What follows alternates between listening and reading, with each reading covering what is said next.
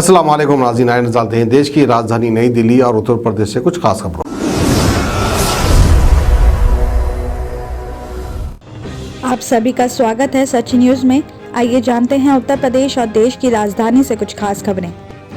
Samajwadi party यानी सपा के राष्ट्रीय अध्यक्ष और पूर्व मुख्यमंत्री अखिलेश यादव सपा का गढ़ कहे जाने वाले मैनपुरी जिले की करहल विधानसभा सीट से ही चुनाव लड़ेंगे। सपा ने शनिवार यानी आज उनके नाम की ऑफिशियल अनाउंसमेंट भी कर दी है। साथ ही जिले की 3 विधानसभा सीटों पर सपा ने एक बार फिर पुराने प्रत्याशियों पर ही दाव खेला है।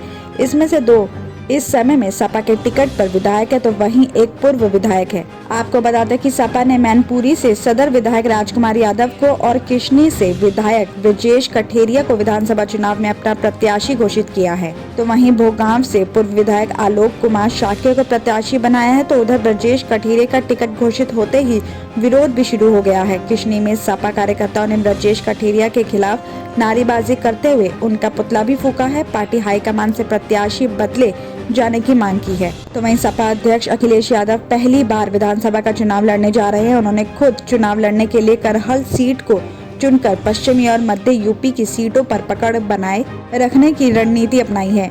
उनके लिए ये सीट सियासी समीकरण के लिहाज से काफी सुरक्षित भी है। बताया जा रहा है कि मैनपुरी में कुल 4 विधानसभा सीटें हैं। इसमें मैनपुरी, भोगांव, किशनी और करहल शामिल है। इस समय में भोगांव को छोड़कर 3 पर सपा काबिज है। तो वहीं भोगांव सीट बीते चुनाव में बीजेपी के खाते में चली गई थी और इससे पहले ये सीट लगातार 5 बार सपा के खाते में ही रह चुकी है। और ऐसे में ये सीटें भी वापस पाने के लिए सपा इस बार पुरजोश कोशिश करेगी।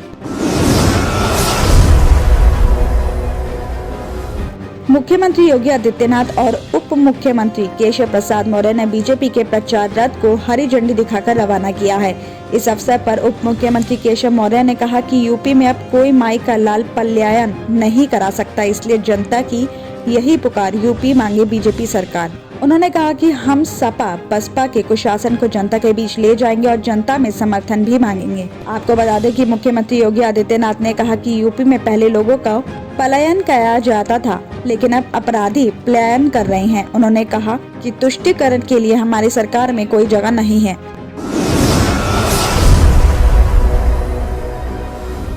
राजधानी में मौसम करवट ले रहा है। कड़ाके की ठंड के बीच दिल्ली में एक बार फिर बारिश शुरू हो गई है। खबर है कि दिल्ली एनसीआर में कई इलाकों में बूंदाबांदी हो रही है और कई जगहों पर बौछार भी हुई है।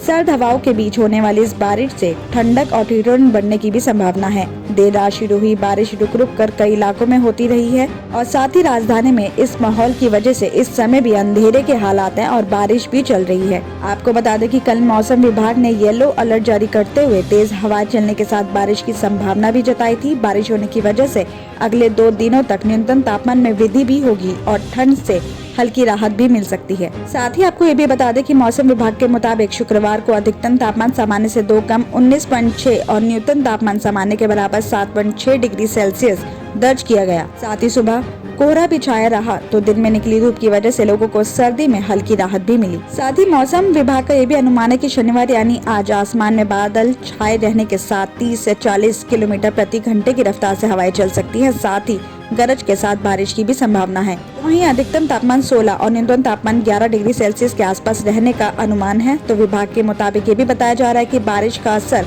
खत्म होते ही तेजी से न्यूनतम तापमान लुढ़केगा, जो कि लुढ़क कर 60 डिग्री सेल्सियस तक भी पहुंच सकता है। गणतंत्र दिवस 2022 की फुल ड्रेस रिहर्सल 23 जनवरी यानी रविवार को होगी। रिहर्सल सुबह 10:20 बजे शुरू होगी। तो परेड विजय चौक से शुरू होकर नेशनल स्टेडियम तक जाएगी। परेड विजय चौक से 3.3 किलोमीटर की दूरी तय करके नेशनल स्टेडियम तक जाएगी।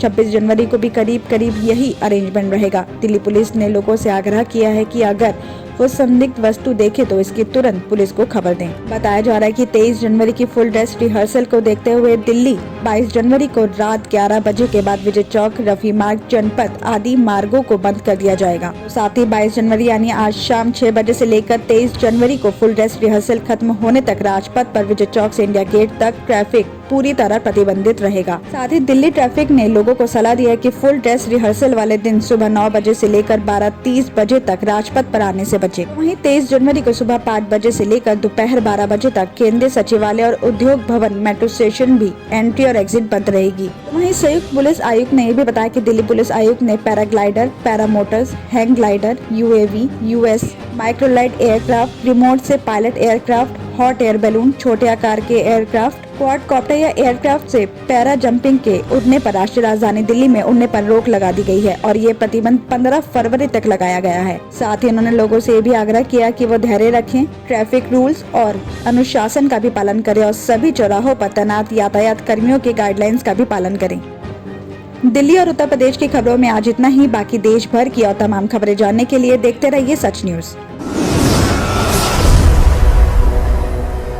जर्मन 10 हॉस्पिटल ऑर्थोपेडिक से मुताल्लिक हर मरीज यहाँ शिफायाब। इनाम याफ्ता doctor Mir Jawad Jar Khan, senior orthopaedic surgeon, advance operation theatre, ICU, digital x-ray, laboratory, physiotherapy, pharmacy, sharing और प्राइवेट रूम्स, लेडी डॉक्टर्स और डॉक्टर अर्जुमन सुल्ताना गायनेकोलॉजिस्ट की खिदमात हासिल। वाजबी फीस और मुकम्मल सहूलियात से हजारों मुतमईन। एम्बुलेंस से आरास्ता German 10 orthopaedic hospital, pillar number 150, Attapur, Hyderabad.